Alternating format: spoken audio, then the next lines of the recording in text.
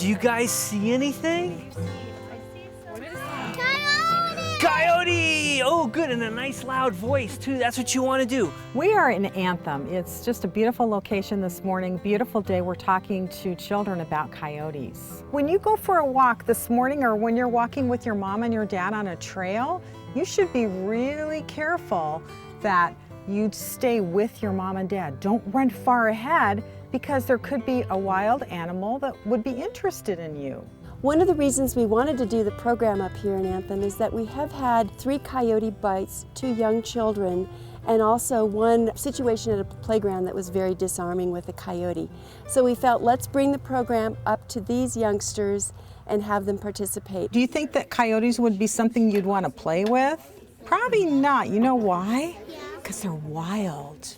Anthem is a beautiful neighborhood. They have lots of open space, they have lots of parkland, many trails that weave through these areas, and as you can see, beautiful landscaping, lots of lush vegetation, and so this area is prime coyote habitat because there's water, there's some shelter, there are areas to hide in the shrubs, and there's also food.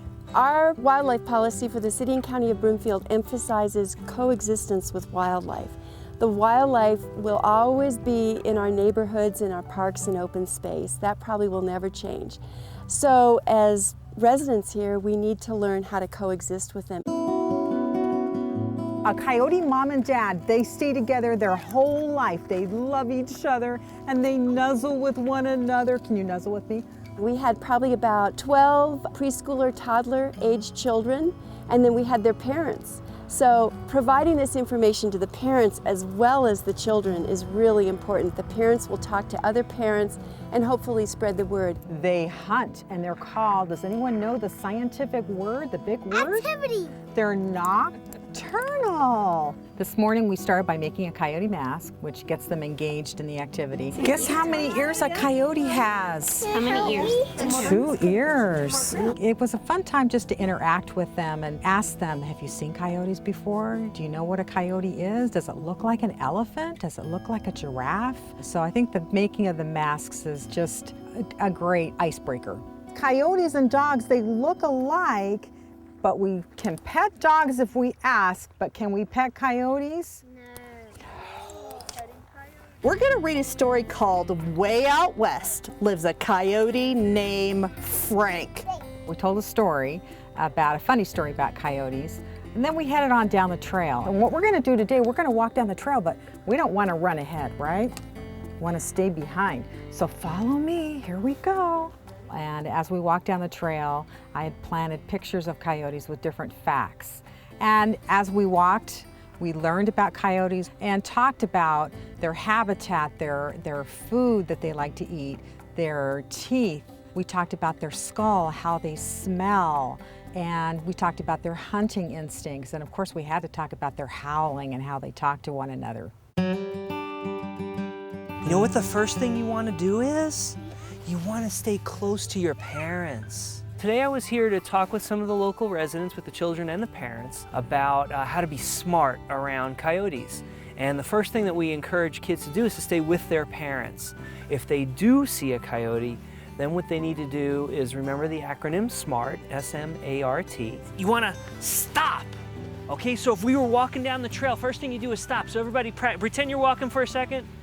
Okay, and then just stop. Okay, good. As soon as they see the coyote, stop. Don't get any closer. Then we want them to make themselves big. Okay, then what you're gonna do, when you see that coyote, you're gonna make yourself big. The M in SMART is make yourself big. So everybody practice, make yourself really big. Go like this, oh, very good, yeah, that's it. A is for attention, so what can you do?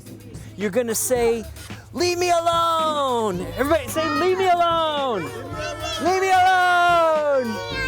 One thing they're doing is that they are scaring the coyote, but the other thing they're also doing is getting adults' attention. And so this way the adult is aware of the situation that there's a coyote here. And then the R in SMART, you guys know what you do. When you see that coyote, you don't want to get closer to him, you want to back away from him, you want to retreat. You want to walk backwards. Can everybody practice walking backwards with me? We try to teach the kids that it's a really bad idea to turn your back on a coyote, and it's an even worse idea to run away. When children run away, when anybody runs away from a predator, that can excite the predator-prey response and they want to chase. So do not run, just retreat backwards. And then the last thing you guys want to do is you want to tell an adult.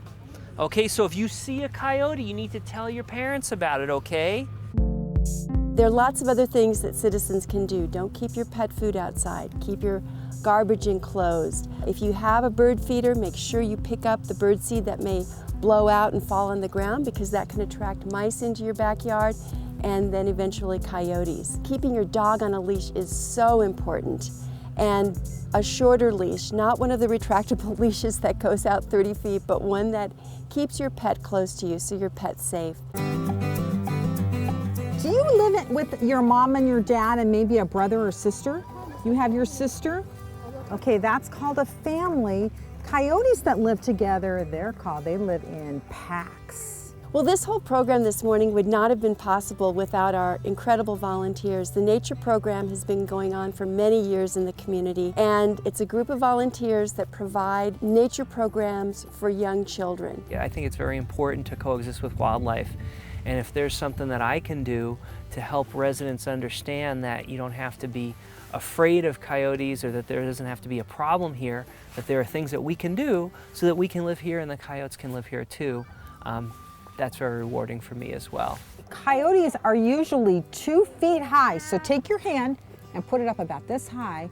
That's how big coyotes get. I've volunteered for probably 15 years doing nature programs for the city, and I just love the interaction with the kids. They make me laugh every day. This really gives me the opportunity to not only come outside and enjoy a beautiful day like this morning, but also to be with kids and enjoy their company.